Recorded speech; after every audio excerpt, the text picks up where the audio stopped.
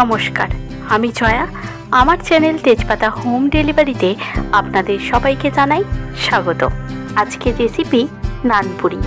আপনারা যে কোনো অনুষ্ঠানে কিংবা রেস্টুরেন্টে গিয়ে নানপুরি খেয়ে যে খুশি হয়ে থাকেন, আজকে সেই নানপুরির রেসিপিটি আপনাদের সাথে শেয়ার করে নেব। আপনারা যদি এরকম নানপুরি বাড়িতেও বানাতে চান, তাহলে অবশ্যই আপনাদের নানপুরি বানানোর প্রত্যেকটি স্টেপ খুব ভালো করে লক্ষ্য করতে হবে। প্রথমে উপকরণগুলো বলে দিচ্ছি। এখানে রয়েছে বেকিং পাউডার, আমল দুধ, চিনি, টক দই আর একটি পাত্রে গরম জল নিয়ে নিয়েছি। এরপর নিয়ে নিচ্ছি ইস্ট। এই ইস্টটা এখন গরম জলের মধ্যে ভিজিয়ে দেব।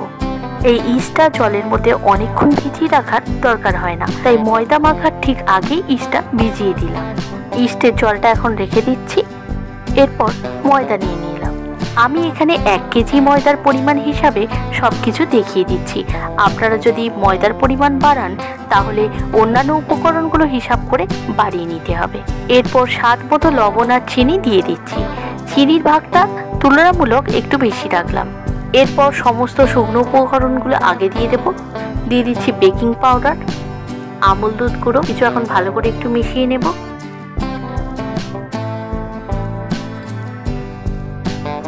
মেশানো হয়ে গেছে, এখন টক দইটা দিয়ে দিচ্ছি। এরপর টক দইটা ভালো করে ময়দার সাথে মিশিয়ে নিতে হবে। টক দই মেশানো হয়ে গেছে, এখন ইস্টের জল দিয়ে ময়দাটা মেখে নেব।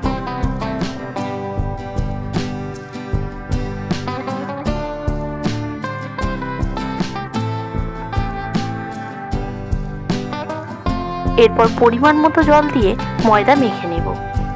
এখানে একটা কথা জানিয়ে দিই, নানপুরির ময়দা কিন্তু শক্ত মাখা হয় না। নানপুরির ময়দা নরম করে মাখতে হবে। আর ইস্ট দেওয়ার কারণে ময়দা 5 মিনিট মাখার পরেই ময়দার টেক্সচারটা ঠিক এই রকম চলে আসবে। এটা দেখে ভয় পাওয়ার কিছু নেই, কারণ ময়দার টেক্সচার যদি এরকম আসে, তবেই কিন্তু পরে নানপুরিটা খেতে নরম ও তুলতুলে হবে। আর নানপুরির ভিতরটা পাউরুটির মতো ঠিক স্পঞ্জি ও জালিকাটা হবে। এইভাবে 30 মিনিট সময় ধরে ময়দাটা আমি মেখে নিয়েছি। ময়দা মাখা হয়ে গেছে, এখন কয়েক চামচ তেল দিয়ে ময়দার উপরটা ভালো করে প্রেসার দিয়ে এইভাবে প্লেন করে দিতে হবে। ওর ময়দাটা যাতে 1 ইঞ্চি তেলের মধ্যে ডুবে থাকতে পারে, সেই মতো সাদা তেল দিয়ে দেব। এরপর একটি পরিষ্কার কাপড় ময়দার উপরে চাপা দিয়ে 5 ঘন্টা রেস্টে রেখে দেব। 5 ঘন্টা হয়ে গেছে, এখন নানপুরির গোছটা কেটে নেব। নানপুরির গোছ দেওয়ার জন্য নিয়ে নিয়েছি শুকনো ময়দার গুঁড়ো। ময়দা মাখার ওপরে যে এক্সট্রা তেলটা ছিল, সেই তেলটাই এখন একটি পাত্রের মধ্যে ঢেলে নিলাম। এরপর ময়দাটাকে সম্পূর্ণ উল্টে দিতে হবে, অর্থাৎ ময়দার নিচের অংশটাকে পাল্টে উপর দিকে করে নিতে হবে। এরপর ময়দা থেকে লেচি কেটে নেওয়ার জন্য হাতে একটু তেল লাগিয়ে দিলাম।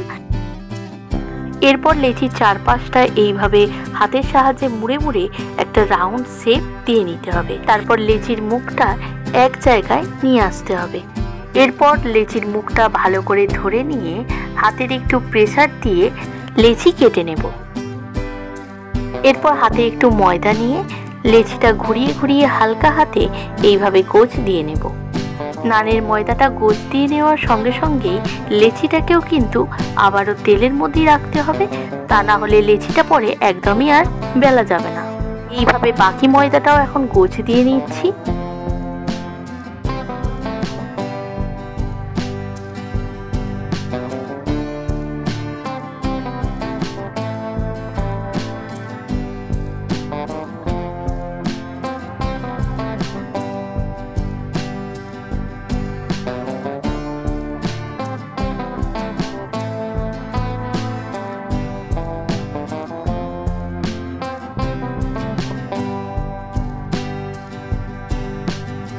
এই ভিডিওতে আমার কাজের কিছু অংশ জয়েন্ট করে দিয়েছি।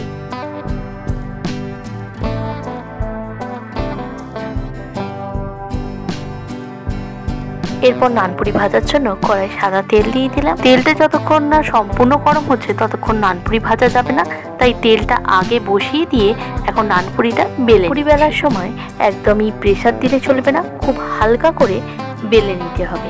এখানে একটা কথা মনে রাখতে হবে, নানপুরির ময়দাটা যেহেতু অনেকটাই নরম করে মেখে নেওয়া হয়েছে, তাই লেচিটা বেলার সময় সম্পূর্ণ গোল করে না বেলে একটু লম্বা করে বেলে নেব। ভাজার জন্য নানপুরি তোলার সময় নানপুরির একটা সাইড এইভাবে বেড়ে যায়, সুতরাং নানপুরিটা যদি একটু লম্বা করে বেলে নিয়ে তেলে ছাড়া যায় তাহলে কিন্তু নানপুরির শেপটা একদমই পারফেক্ট আসবে। আমি নানপুরিটা আরও একবার বেলে আপনাদের দেখিয়ে দিলাম। এখন নানপুরিগুলো ভেজে দেখাচ্ছি। আবারও বলে রাখি, গরম তেলেই নানপুরিটা কিন্তু ভাজতে হবে। আর একটা কথা, নানপুরি বেশিক্ষণ ভাজলে চলবে না, এক পিঠ হতে না হতেই উল্টে দিয়ে আরেক পিঠ এইভাবে ভেজে তুলে নিতে হবে।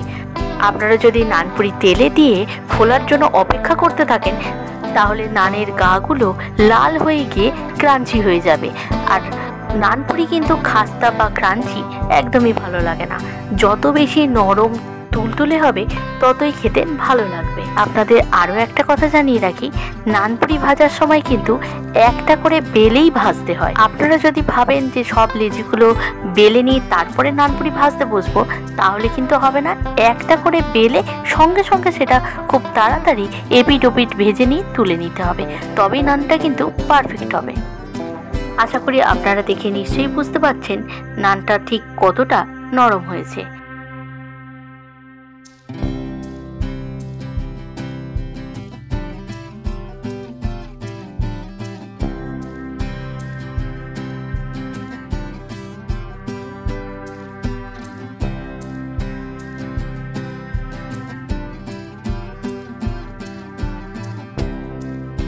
এখন একটি প্লেটের মধ্যে পরিবেশন করে দিচ্ছি নানপুরি, কাশ্মীরি আলুর দম, পনিরের তরকারি আর চিকেন মশলা।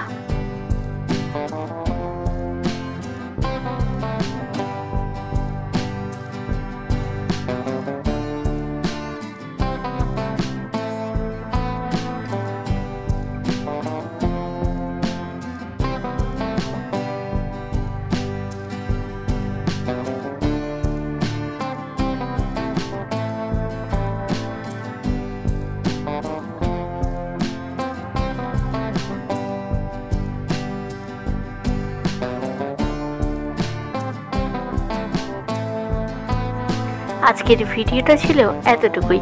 পরের দিন আবার নতুন কোনো রেসিপির সাথে নতুন কোনো ভিডিও নিয়ে চলে আসবো আমার চ্যানেল তেজপাতা হোম ডেলিভারিতে। আপনারা সুস্থ থাকবেন, ভালো থাকবেন। আজকের ভিডিওটা যদি আপনাদের ভালো লাগে তাহলে অবশ্যই আমাকে লাইক ও কমেন্ট করে জানাতে কিন্তু ভুলবেন না।